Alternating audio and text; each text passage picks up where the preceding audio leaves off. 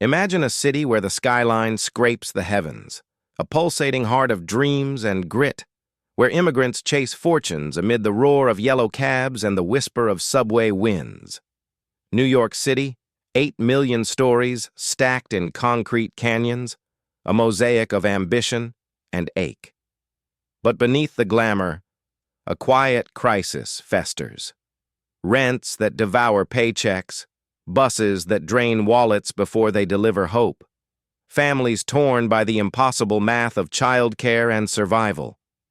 Into this fray steps a figure who defies the script, a 34-year-old son of exiles, a rapper turned revolutionary, a democratic socialist who just upended the political machine to become the city's first Muslim mayor. His name is Zohran Kwame Mamdani, and his election on November 4th, 2025, isn't just a win, it's a reckoning. A seismic shift from the smoke-filled rooms of old guard power to the street-level fury of a generation demanding dignity. But who is this man, really? How did a Queens assemblyman, once dismissed as a long-shot idealist, topple titans like Andrew Cuomo and etch his name into the annals of urban history? Pull up a chair, because this isn't your grandfather's biography. This is the story of a mayor forged in fire, personal, political, and profoundly human, told with the unflinching detail it deserves. Let's start at the beginning, not in some gilded cradle, but in the sun-baked streets of Kampala, Uganda, on October 18, 1991. Zohran Kwame Mamdani enters the world as the only child of two intellectual titans. Mahmood Mamdani, a renowned post-colonial scholar whose books dissect the scars of empire, and Mira Nair, the Oscar-nominated filmmaker behind masterpieces like Salam Bombay and Monsoon Wedding. His middle name, Kwame, isn't casual. It's a nod to Kwame Nkrumah, Ghana's firebrand independence leader, a symbol of the Pan-African fire that burned in his parents' veins. Picture a toddler Zohran, wide-eyed amid Uganda's vibrant chaos, where the air hums with matatu horns and the scent of chapati frying on roadside griddles. But stability is a luxury empires rarely afford. By age 5, the family relocates to Cape Town, South Africa, chasing Mahmood's academic pursuits at the University of Cape Town. 3 years of Table Mountain sunsets and apartheid's lingering shadows, whispers of inequality that seep into young Zohran's bones like the ocean mist rolling off the Atlantic. Then, at 7, the pivot. New York City calls. Mira Nair's career blooms stateside, and the Mamdani clan touches down in the epicenter of reinvention. No private jets or penthouses here, just the raw pulse of immigrant life in a post-9/11 world where brown skin suddenly carries a shadow. Zohran lands in the public schools, a system as unforgiving as it is electric. He enrolls at the Bronx High School of Science, that storied exam school crucible where prodigies clash over lockers and lab benches. But Zohran? He's not just cracking equations, he's building bridges. Literally. As a teen, he co-founds the school's first cricket team, rallying misfits for matches in the public school athletic league's inaugural season. Imagine the scene. A lanky kid from Uganda, bat in hand, teaching Yankees the art of the googly under fluorescent gym lights. It's a microcosm of his life, importing joy from afar, turning outsiders into a squad. Cricket wasn't just a game. He'd later reflect in a campaign stump speech. It was about creating space where none existed, about swinging for boundaries in a city that builds walls. That ethos, defiant inclusion, sticks. High school fades into college ambition. Zohran heads to Bowdoin College in Maine, a liberal arts haven amid pine forests and lobster shacks, majoring in Africana studies. It's here, in those crisp New England winters, that activism ignites. He co-founds the campus chapter of Students for Justice in Palestine, diving headlong into debates on equity and empire that echo his father's lectures. But Bowdoin isn't all protests and papers. It's personal growth, late-night bull sessions dissecting Frantz Fanon over bad coffee. He graduates in 2013, degree in hand, ready to trade theory for trenches. Back in New York, the 2008 financial crash's aftershocks still ripple, foreclosures ripping families from homes like weeds from cracked sidewalks. Zohran signs on as a foreclosure prevention housing counselor in Queens, a frontline warrior in the war on eviction. Day after day, he sits with low-income homeowners of color, poring over paperwork, haggling with banks, whispering hope into despair. I'd see grandmothers in Astoria who'd fled wars halfway around the world staring down sheriffs at their doors, he recounted in a 2024 interview with The Guardian. Nearly 25% of his future district's residents, Astoria's bustling enclave of Greeks, Bangladeshis, and Latinos, spend half their income on rent, poisoned air from industrial corridors choking their lungs. This isn't abstract policy, it's visceral. Zohran witnesses the machinery of inequality up close, fueling a rage that's equal parts sorrow and steel. But Zohran's not all suits and spreadsheets. There's a rhythm to him, a beat that pulses from his veins. Before the ballot box, there's the mic drop. Under the moniker Zohran Kwame, he dips into hip-hop, channeling the city's sonic soul. His 2017 single Salam drops like a manifesto, lyrics weaving identity, injustice, and resilience. From Kampala streets to BX beats, we rise, we greet the dawn with Salam. It's raw, unpolished, a far cry from chart toppers, but it captures a young man grappling with duality. The son of elites navigating the edges. In 2019, he rebrands as Mr., performing at open mics in Brooklyn basements, spitting bars on gentrification's slow erase. Music isn't a sideline. It's therapy, a bridge between his parents' intellectual orbit and the block's brutal poetry. Hip-hop saved me, he told NPR in 2025. It gave voice to the voiceless parts of myself, the kid who felt foreign in a city that prides itself on foreigners. Yet, as the 2016 Bernie Sanders surge electrifies the left, Zohran pivots. Campaign trails replace ciphers. He manages bids for Reverend Qadir El-Yatim, a DSA-backed Brooklyn pastor, and journalist Ross Barkan. The hook is set. Politics as the ultimate verse, where words don't just rhyme, they reform. Fast forward to 2020, a year that cracks America open like a fault line. George Floyd's murder ignites nationwide fury. In Queens, Zohran channels it into a run for New York State Assembly District 36. Astoria, Ditmars Steinway, Astoria Heights, a patchwork of walk-ups and waterfront dreams, where pollution rates soar and profiling shadows every corner. He challenges five-term incumbent Aravella Simotas, a moderate Democrat wedded to the status quo. The primary is a brawl.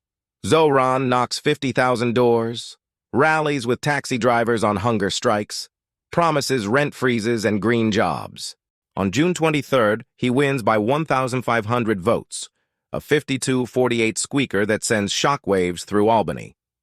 At 28, he's the Assembly's youngest member, a DSA firebrand in a sea of suits.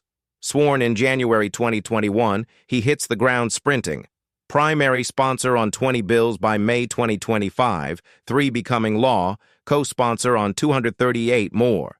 He secures $100 million for subway upgrades, launches a fare-free bus pilot boosting ridership 30%, joins medallion debt strikes netting $450 million in relief for cabbies crushed by predatory loans. And when a dirty power plant threatens Corona, Queens, Zohran organizes block parties turned protests, killing the proposal dead. But heroism has harmonics. Zohran's rise isn't unchallenged. DSA ties draw fire. Critics brand him a communist, beholden to radicals. Past rhetoric bites back. 2020 calls to defund the police and dismantle the NYPD, likening its boot to the IDF's in a 2023 conference clip that goes viral in October 2025. We have to make clear that when the boot of the NYPD is on your neck, it's been laced by the IDF, he says, a line forged in solidarity with Palestine but weaponized as anti-cop venom. Resurfaced tweets question prison's purpose, spark cop outrage post a 2025 mass shooting. Zohran apologizes on October 15th, standing with the Bangladeshi American Police Association after an off-duty officer's death. My words wounded, I regret the pain. It's damage control, say foes like Cuomo, who slings dirty money accusations tied to CARE-linked funds. Trump tweets threats, federal cuts, National Guard deployments, even deportation jabs. Send him back to Uganda. Islamophobia flares. Ads whisper, 9/11 next. Yet Zohran leans in, quoting Eugene Debs in Victory. While there's a lower class, I am in it. The mayoral bid launches October 23, 2024, an underdog's gambit against Eric Adams' scandals and Cuomo's comeback. Zohran's platform? A war on costs, freeze rents on 1 million stabilized units, free buses citywide, universal childcare from 6 weeks to 5 years, city-run groceries in each borough, minimum wage to $30 by 2030. Build 200,000 affordable units, upzone transit corridors, streamline permits. Critics howl, economists decry rent freezes as scarcity breeders. Cato calls it a war on prices. But pilots prove pilots. Fare-free buses/violence, boost riders, European models normalize radical as routine. Zohran's secret sauce? Relentless ground game, 104,000 volunteers, 3.1 million doors, multilingual TikToks on halalflation.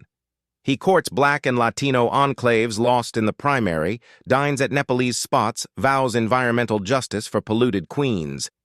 June 24, 2025. Ranked Choice Magic crowns him Democratic nominee, upsetting Cuomo in a Cuomo Redux nightmare. General election? A triathlon. Cuomo as independent, Sliwa as GOP foil. Adams drops out endorsing the foe he scorned. Debates crackle. Crime, Israel, Trump tariffs. Zohran moderates. No NYPD expansion, but a Department of Community Safety for mental health calls. He wins November 4th by 9 points. Turnout electric at 2.4 million, highest since '69. Victory at Brooklyn Paramount. Nehru's tryst with destiny, cheers echoing. New York has stepped from the old into the new. The morning after the election, Zohran stands on the steps of City Hall, the November wind whipping his coat, the marble lions flanking him like silent sentinels. Behind him, the press corps jostles. Ahead, the city sprawls, an empire of ambition and ache, now his to steward. His first act as mayor-elect is symbolic yet seismic. He announces a rent freeze on all stabilized units, effective January 1st, 2026. No fanfare, no ribbon cutting, just a press release at 6:03 a.m., timed for the early shift workers boarding the Q train in Astoria. Within hours, Shaq rent freeze NYC trends. Landlords howl, tenants exhale. But this is only the opening chord. The real symphony begins in the transition war room, a converted DSA office in Long Island City, whiteboards scrawled with color-coded timelines. Day 1, Day 30, Day 100. Ella Biscard Church, his chief of staff, moves like a conductor, her voice low and precise. We don't govern by press release. We govern by pilot. By December, 3 fare-free bus lines launch in the Bronx. Ridership jumps 38%. Violence drops 22%. Data becomes scripture. January 1st, 2026. Inauguration Day. Zohran takes the oath on a copy of the Constitution and a cricket bat, his father's nod to roots, his mother's to reinvention. His speech is 11 minutes. No notes. He speaks of a city where the subway is free, the air is clean, and no child goes to bed hungry because rent ate the grocery budget. Then he signs Executive Order 001, the Department of Community Safety. No more cops for wellness checks. Social workers in yellow vests respond to 911 mental health calls. By March, response times fall 40%. Use of force incidents plummet. The NYPD union sues. Zohran counters with body cam data. We're not defunding safety, we're redefining it. The pilot expands to Queens. Meanwhile, city-run groceries open in food deserts, first in East New York, then Mott Haven. Prices: milk $2.19, eggs $1.89. Subsidized by a 2% tax on vacant luxury condos. Billionaires balk, bodega owners cheer. The Post screams, "Socialist supermarkets." Zohran shrugs. Call it what you want. My constituents call it dinner. Spring brings the budget battle. Governor Hochul demands austerity. Zohran demands justice. He proposes a $30 minimum wage by 2030, phased in with tax credits for small businesses. Wall Street trembles. He upzones transit corridors, fast-tracks 50,000 affordable units, and launches Build Baby Build, a public works corps hiring 10,000 New Yorkers to retrofit buildings for heat pumps. By summer, carbon emissions from city-owned structures drop 18%. Trump, now in his second term, withholds federal funds. Zohran pivots, a municipal bond backed by fare-free bus revenue. Investors oversubscribe in 48 hours. The city is broke no more. And in September, the first universal child care centers open, 6 weeks to 5 years, free in public schools. Wait lists vanish. Mothers return to work. GDP ticks up 0.7%. The experiment works, but power extracts a price. By fall 2026, the shine dulls. A subway derailment in Harlem kills 3. The tabloids blame socialist maintenance cuts. Zohran holds a midnight press conference, eyes red. We inherited a system starved for decades. We're fixing it, track by track, life by life. He sleeps in the MTA control room for 72 hours, greenlit repairs accelerating. Trust rebuilds. Then October, a scandal. A top aide caught funneling contracts to a DSA ally. Zohran fires him on livestream, no script. Integrity isn't negotiable. Approval dips, then rebounds. Transparency becomes his brand. By year 2, crime is down 12%, homelessness down 15%, life expectancy in the Bronx up 1.8 years. The data speaks. The city listens. Zohran Mamdani, no longer the upstart, now the architect, stands at the edge of a New York remade, cricket bat in the display case, rent frozen, buses free, children fed. The old city fades, the new rises. And somewhere, a kid in Astoria picks up a bat, dreaming not of escape, but of home. From Uganda to Queens, Zohran's journey stitches together continents, cultures, and causes. Each policy, each initiative, each speech is a verse in a citywide narrative of dignity and equity. Critics remain, opponents plot, and the media scrutinizes, yet the pulse of change beats in the neighborhoods once left behind. And through it all, Zohran walks the streets he once knew as a boy, from Ditmars to Mott Haven, observing, listening, learning. The story of Zohran Kwame Mamdani is not finished. It's being written day by day, policy by policy, heart by heart, a city daring to dream again.